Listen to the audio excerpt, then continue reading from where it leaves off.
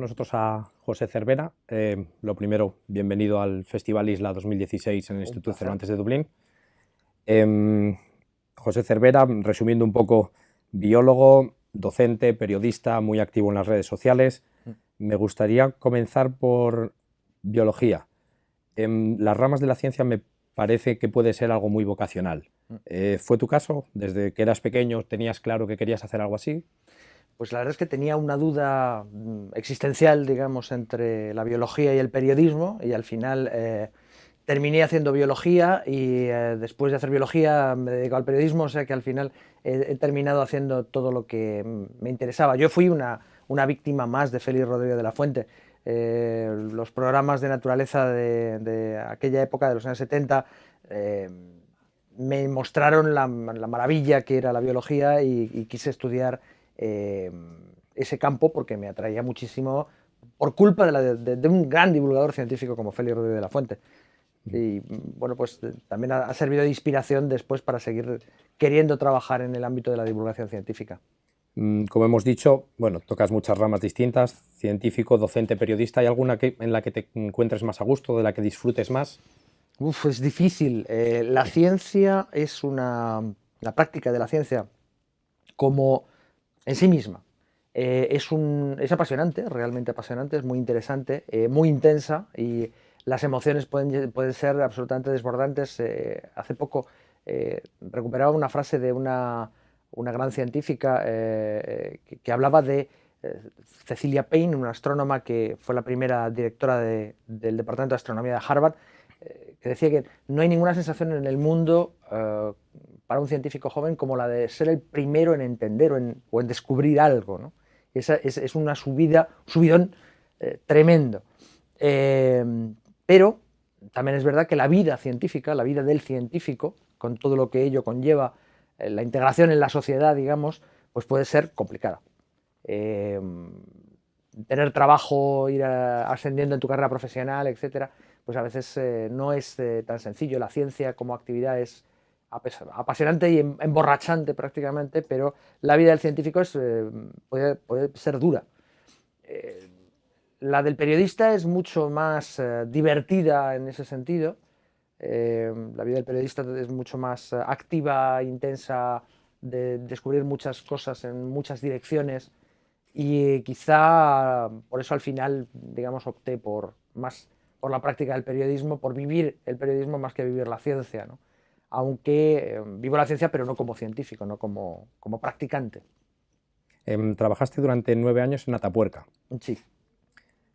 Atapuerca, me atrevería a decir que casi todo el mundo en España conoce a Atapuerca, ha oído hablar de Atapuerca, pero creo que no, casi no todo el mundo entiende la importancia de Atapuerca a nivel global en cuanto a la comunidad científica. Creo que es uno de los yacimientos más grandes y de más calidad, digamos, del mundo. ¿Nos podrías contar alguna experiencia? ¿Cuál fue tu experiencia allí en Atapuerca? Bueno, yo cuando llegué a Atapuerca era un yacimiento muy prometedor, pero con muy poca... más allá de la promesa había muy poca realidad. Es decir, estaba todo bastante sin hacer. Se sabía que había restos humanos en uno de los yacimientos, en la Sima de los Huesos. Es un yacimiento técnicamente muy complicado de excavar, porque de hecho es un complejo de yacimientos, hay muchos yacimientos y varios de ellos necesitan infraestructura seria para poder trabajar en ellos. Solamente ir a la Sima de los Huesos, que era donde yo trabajaba en aquel momento, pues era medio kilómetro de cueva de ida y medio kilómetro de cueva de vuelta, solo para llegar hasta el sitio donde excavabas. O sea, técnicamente era complicado, hubo que montar mucha infraestructura que no estaba montada y hubo que crearla, hubo que inventarla, ¿no? Y en ese sentido, pues hubo que hacer un gran esfuerzo para que muchos de los yacimientos que forman parte del complejo se pudieran excavar. Y es decir que todos estábamos convencidos de que lo estábamos haciendo porque había mucho potencial. No éramos capaces de imaginarnos la realidad, que superó ampliamente todas las expectativas más desaforadamente optimistas que pudiéramos imaginar.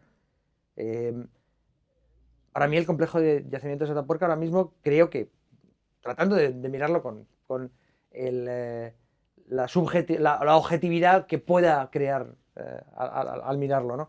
Creo que es el yacimiento más importante del mundo en evolución humana, directamente, porque es el único en el que tienes un registro continuo en el mismo sitio de poblaciones europeas desde hace más de 1 millón de años hasta hace 6.000 años. Es decir, en diferentes cavidades, diferentes partes del yacimiento, hay un registro prácticamente continuo de toda la humanidad que ha vivido en Europa. Y eso es único en el mundo, es absolutamente único. Como yacimiento es excepcional y el más importante del mundo. Pero además, en la ciencia en España creo que es un experimento casi mágico. No se ha hecho nunca una cosa así. Es decir, un mismo equipo de investigación que ha mantenido durante 20, 30 años la continuidad, trabajando en cooperación, en un equipo enorme de decenas de personas, bueno, pero ya han pasado centenares de personas. Me atrevería a decir que miles, porque cada campaña pues había 150 o 200 personas trabajando allí. Que se hayan quedado trabajando en el yacimiento específicamente, pues hay decenas de personas, hay decenas de tesis doctorales, centenares de artículos, y se ha conseguido crear un equipo que sigue trabajando en conjunto después de 20 años, algo que desgraciadamente no es muy habitual en España. Eso es casi milagroso. Lo que ha ocurrido en los últimos años, en los cuales se ha procedido a una integración del proyecto científico con las estructuras políticas de la Junta de Castilla y León y de la propia ciudad de Burgos, se ha procedido a crear un polo de atracción turística alrededor de Atapuerca. Eso es completamente novedoso en España, no se había planteado de esa manera nunca. El gran complejo que hay alrededor de Atapuerca, el sistema Atapuerca que se llama, en el cual hay un montón de diferentes, está el museo que está en Burgos, pero luego están los yacimientos que se pueden visitar, luego hay el centro experimental, hay un montón de diferentes partes de la experiencia Atapuerca que se pueden ofrecer al público. Eso, cuando nosotros empezamos, era impensable que las autoridades fuesen a integrarse de esa forma con el proyecto. En ese sentido, creo que es un ejemplo de lo que se puede conseguir cuando se apuesta de verdad por la ciencia y se apuesta por desarrollar la ciencia, aprovechar el desarrollo de la ciencia como una herramienta de desarrollo turístico y económico de una zona que no es la más deprimida de España, pero tampoco es precisamente la más boyante, ¿no? Como bien sabes, el tema de este año del Festival Islas son las fronteras.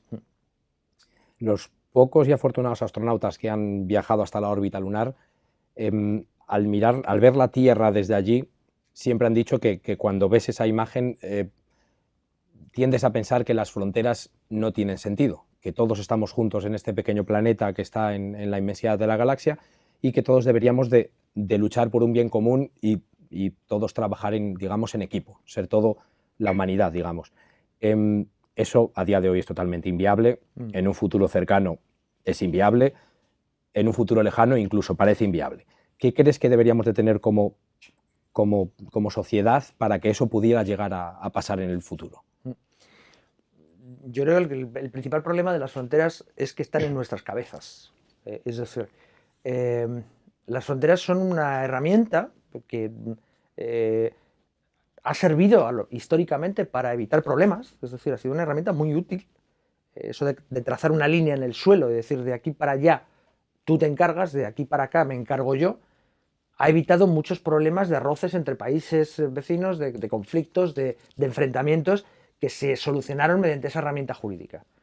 El problema es que esa herramienta jurídica es una cosa, como toda herramienta tiene ventajas e inconvenientes, a veces causa más problemas de los que resuelve, pero el principal problema de las fronteras no es ya su uso jurídico, sino el hecho de que están aquí, ¿no? De que los humanos tenemos una tendencia natural a formar grupos cerrados, en los cuales establecemos una diferencia clara entre los que están de este lado y los que están del otro lado. Puede haber una frontera en medio, y entonces coinciden las dos cosas, pero no necesariamente. A veces creamos grupos alrededor de una religión, de una comunidad de cultura, de un equipo de fútbol, siempre tenemos una tendencia natural a crear una especie de barrera, una selección, ¿no? Es decir, yo soy de estos son los míos, y todos los que no son estos son los otros, ¿no? Y esa parte es muy difícil de quitar de la cabeza, porque está en nuestras cabezas. Tenemos una tendencia natural, pues por cómo ha sido la evolución humana quizá, a establecer grupos in y grupos out, grupos a los que perteneces y grupos con los que no te llevas mal, y hasta que no seamos conscientes de eso, no vamos a poder luchar con facilidad contra ello. Es decir, tenemos que reconocer que desgraciadamente tenemos la tendencia a hacer grupos, tenemos una especie de querencia natural por ello y estar pendientes de que no ocurra.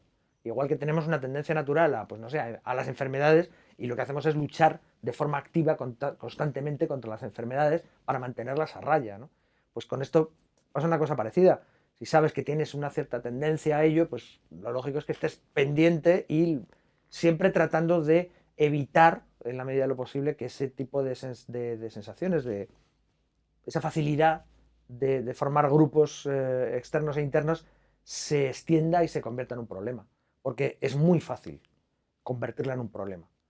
Es muy fácil definir una comunidad, decirles a todos los que forman parte de esa comunidad: somos todos estupendos, todos los que estamos somos estupendos, nosotros somos los buenos, los otros son los malos, y ahora vamos a por ellos. Y eso es algo que se ha empleado en la mala política y en la mala administración durante milenios, y se va a seguir empleando mientras no seamos conscientes de que somos débiles ante ese tipo de manipulación. Me atrevería a decir que la sensación en la calle a día de hoy, hay una sensación de inseguridad en cuanto a violencia, el tema del terrorismo, el hambre en el mundo. Yo creo que la gente a pie de calle tiene la idea de que eso es más alto que nunca, esa inseguridad, y sin embargo los datos año tras año nos demuestran que cada vez vivimos en un mundo con menos hambre, con menos violencia, con menos guerras, a pesar de que está muy lejos todavía de ser un mundo perfecto, pero vamos mejorando. Como periodista, ¿no crees que el enfoque quizás del periodismo para que esa gente de a pie de calle tenga esa idea es erróneo, está mal encarado? Sin duda. Uno de los problemas es que el periodismo tiene su propia crisis estructural. Está sumido en una crisis mayor que la del resto de los sectores, porque está siendo afectado por Internet. Y eso está provocando que en muchas cosas el periodismo redoble, digamos, su apuesta, y eso significa, pues, hacer lo que siempre ha hecho el periodismo, que es dar malas noticias. Dar malas noticias de forma espectacular para tener muchas páginas vistas y mucha gente que te lea, y así tratar de disimular esa decadencia económica que sufre la industria de la prensa. Eso desde luego no contribuye en absoluto a educar a la gente, antes bien al contrario, lo que hace es confundirla. Y bueno, hemos tenido casos bastante espectaculares, desde lo que ha ocurrido con el Brexit en Gran Bretaña, donde una parte de la prensa ha desinformado deliberadamente al público, y ha conseguido que se tome una decisión basada en cosas falsas directamente. Pero bueno, eso está relacionado también con el hecho de que las personas somos muy fáciles de engañar con los grandes números. Es otro de nuestros defectos, digamos, de cómo somos, de cómo está estructurado nuestro cerebro, nuestra mente, ¿no? Puedes tener la sensación falsa de que algo pues eso, es cada vez más inseguro, cuando lo que está ocurriendo es todo lo contrario, ¿no? Pero es muy difícil percibir las estadísticas a nivel, digamos, emocional, y eso supone un problema, claro. Me gustaría hablar también sobre los nativos digitales. Creo que hoy en día también hay una idea a pie de calle de que, como los niños que han nacido en esta generación, que están rodeados de tecnología, son capaces de manejar muy bien el teléfono móvil o la tablet, parece ser que la gente cree que ya son capaces de moverse en Internet, y Internet, estamos todos de acuerdo que tiene un potencial enorme, pero también tiene unos riesgos que hay que saber valorar. Y yo creo que esas nuevas generaciones, por supuesto que no están preparadas para meterse en un mundo como Internet sin saber cuáles son esos riesgos y dónde deberían de poner esos límites. No sé qué piensas sobre el tema de los nativos digitales. Personalmente odio el término porque creo que no es útil para entender el sistema. Es verdad que pues la gente más joven que ha manejado ordenadores, tablets, teléfonos móviles desde muy temprana edad, tiene mucha facilidad para usarlos. Es decir, manejan muy bien, digamos, la parte de uso. Pero eso no quiere decir que entiendan lo que está pasando. Si quieres, por hacer una comparación, podemos hablar un poco de lo que pasa hoy con los coches, ¿no? La gente que conduce un coche abre el capó del coche y no tiene ni idea de lo que hay debajo. Hoy en día, de hecho, los coches vienen, el motor está tapado con una especie de funda para que no se vea. Directamente es como, bueno, yo sé que pulsando aquí acelero y pulsando aquí freno, pero no sé qué está pasando ahí dentro, ¿no? Y con los nativos digitales, los supuestos nativos digitales, lo que pasa es una cosa muy parecida. Manejan muy bien los códigos de Internet y se mueven muy bien en la red, pero no saben qué es lo que hay debajo. Porque nadie se lo ha explicado. No porque sean menos listos, es que nadie se lo ha explicado. Y claro, eso tiene implicaciones, porque efectivamente de saber qué es lo que hay debajo del capó, dependen muchas cosas que están relacionadas con derechos básicos del ser humano, con el futuro de la economía, con el futuro de la privacidad y de el propio sentido del ser de las personas, que yo creo que sería necesario que la gente supiese cómo funciona eso que hay ahí debajo, porque por muy bien que te manejes, si realmente no sabes qué es lo que está pasando, no sabes qué es lo que estás vendiendo sin darte cuenta, no sabes cómo funcionan los sistemas que estás utilizando, pues te van a manipular, y son temas en los que la manipulación puede ser muy peligrosa, porque impactan sobre, pues eso, el derecho de libre opinión, la privacidad, incluso la propia economía, ¿no?